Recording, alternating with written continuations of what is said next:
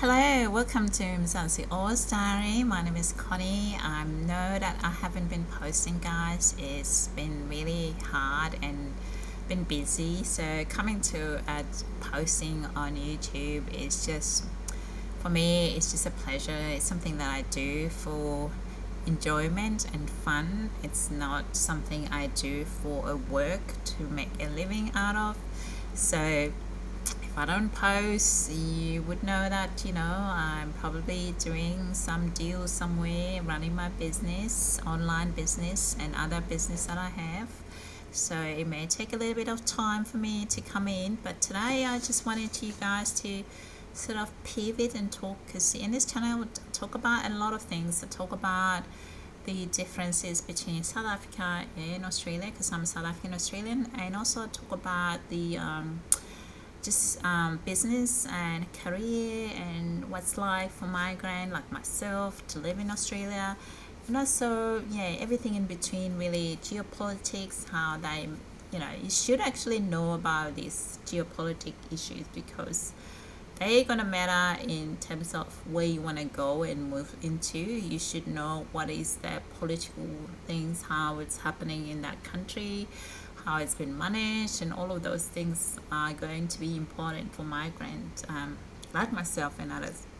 But today I want us to talk about what we have in the screen about the DEI. That's it's been talked a little bit more in American politics, but we had our own DEI experience about a month ago in Australia, and that to do with the Labor Party.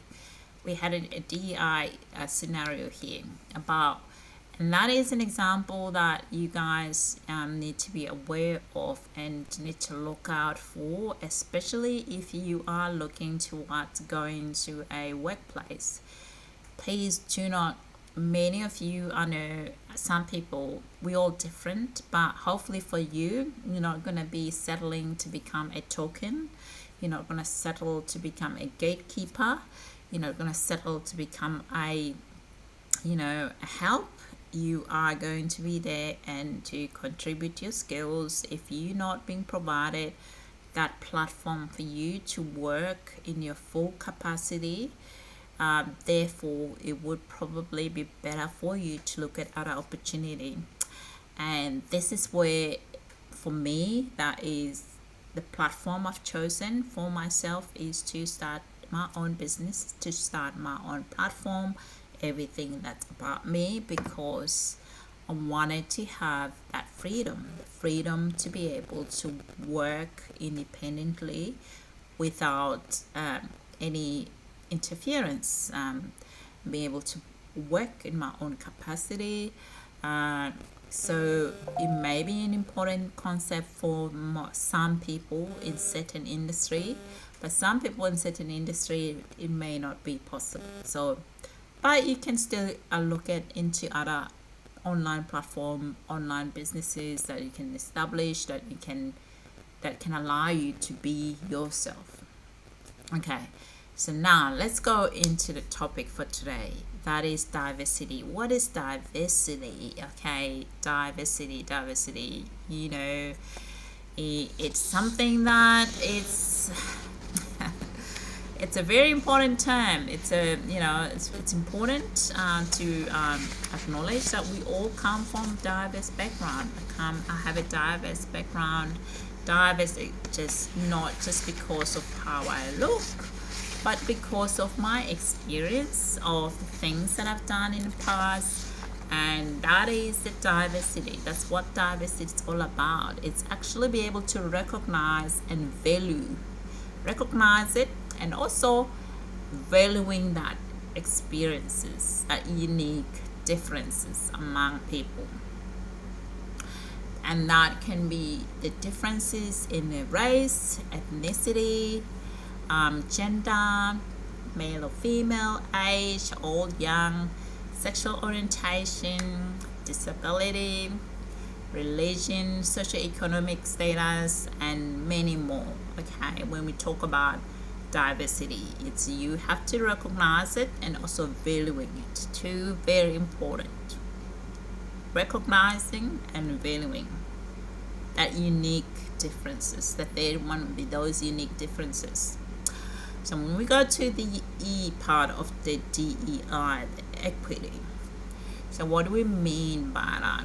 We mean by fair treatment, okay, being treated fairly and being given opportunities and advancements for all people. You know, it doesn't matter who you are, you need to be treated fairly, be given opportunity, and be allowed to prosper. Okay. It's also about another thing that it's not our. It's also about identifying. You identify and also eliminate barriers. Identify what are the barriers this person has, and then how I can offer my help to minimize this barrier, to eliminate these barriers for them, so that they can actually contribute fully, either in their own lives, in their own community, in the workplace. In this channel, we'll talk a little bit more about career, so we'll focus more about the workplace. Okay. All right. This is how the equity will look like.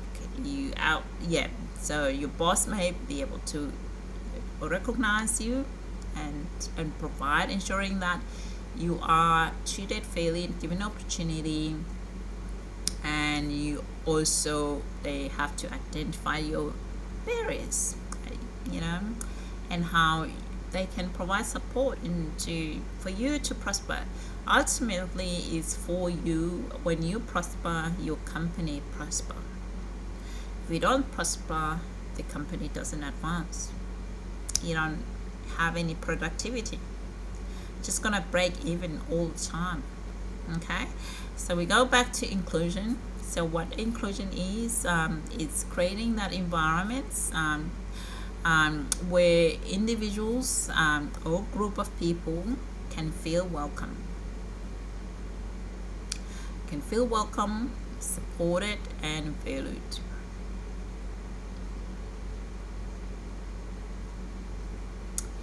So we have to embrace it.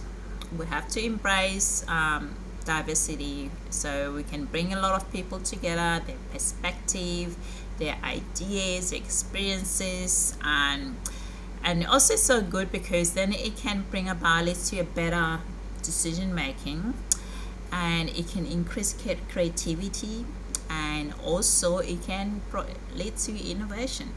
Okay, so it's very important for most countries who wants to be productive is those countries that actually have recognized it.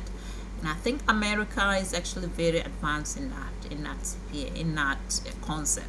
They've really, I'll give it to them, despite having all these issues that have popped up, they're very up at the top in making sure that they advance that into their community.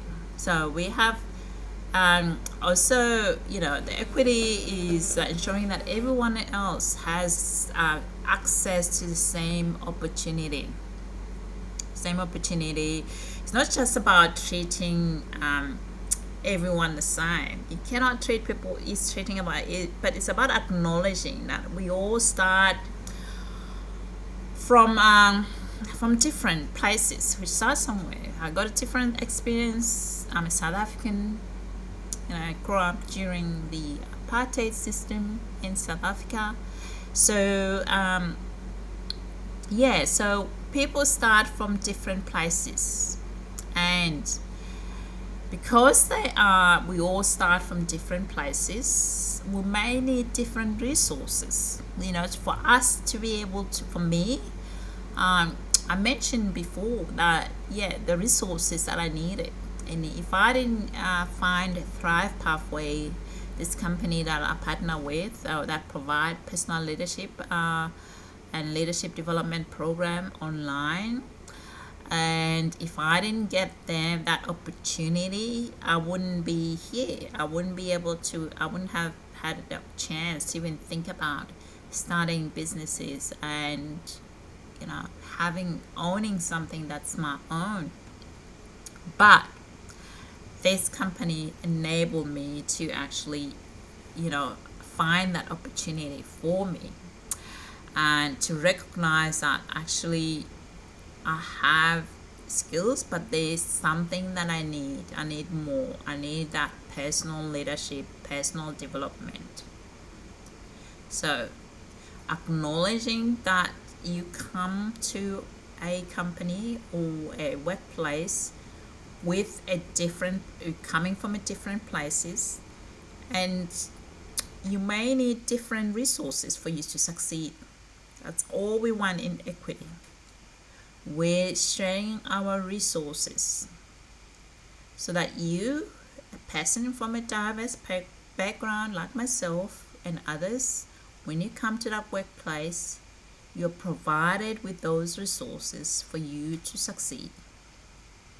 And how the company can do that is to make sure they look at the policies and procedure and practical steps. And some countries do that, and they address historic and systemic inequality through the policy by looking how that impacts a certain group in the population from the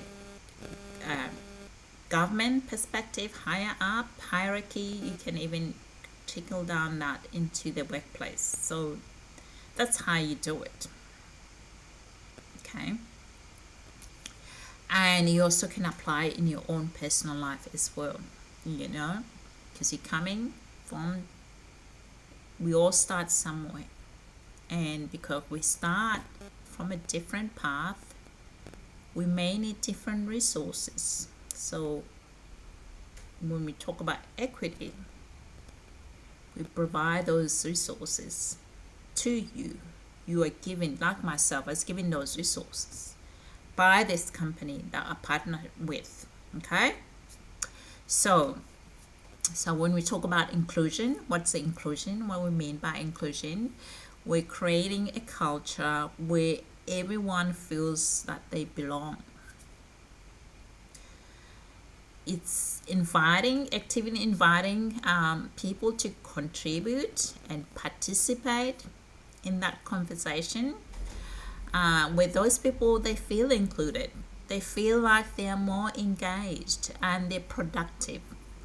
They are committed to the work of that entity and the community that they serve. So that would be what inclusion, a term of DEI means. Okay, so now we're gonna shift to, as you have listened to me, it is a lovely thing to have. Now we're moving to the political side of it, how this DEI is being used. So we're gonna start from the right side of politics, and I think American example of that one, it's actually much more relevant than to see how the DEI, it's now been used negatively. It's negative, and I think that even in the workplace, that DEI, we can see how it can be used negatively as well. And we can go to the Australian side of it, which is the left side of the politics, how the Labour government managed the situation about Fatima payment, and how that DEI manifested in that example. Okay, let's listening into this one here about Kamala Harris. GOP and Senate Republican leadership say this is precisely not what they should be focusing on at this time, but some others on the hard right are aligning themselves with Tim Burchett's remarks, as they said to me earlier today.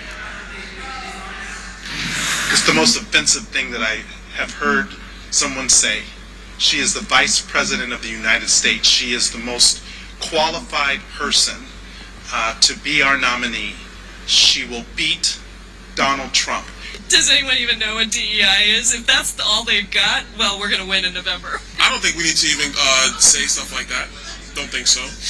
Look, Kamala Harris, because her record is abysmal.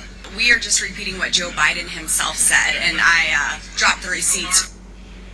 So that last comment coming from Congresswoman Lauren Boebert, who's one of the hard right members of the House GOP conference. She posted a video on X of Joe Biden touting his diversified administration and pointing to Kamala Harris as a number 2. But of course, Biden did not say that he was going to pick a black woman for his number 2 when he was running in 2020. He said he would name a woman, so that argument, of course, is undercut by the facts. And I asked the Speaker of the House, too, Jake, about whether or not he believes this was the right line of attack. Whether it was appropriate for Timbercheck to say this. He said, we need to focus on policies.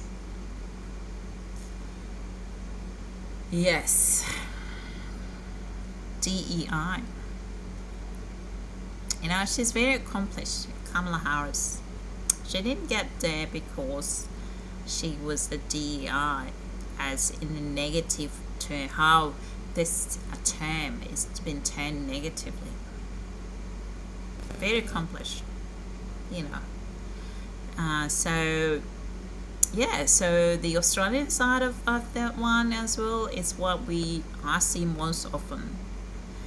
So the left side of politics, they also have a problem with this DEI. The DEI, often people who are in that role who are diverse, you really don't hear much about them other than being a gatekeeper, than being used in certain situation. If maybe someone said something ridiculously offensive to certain group of people, that person from that group who has been elected will come in there and try to defend the other person, you know, so that so that way that person has been used as a gatekeeper.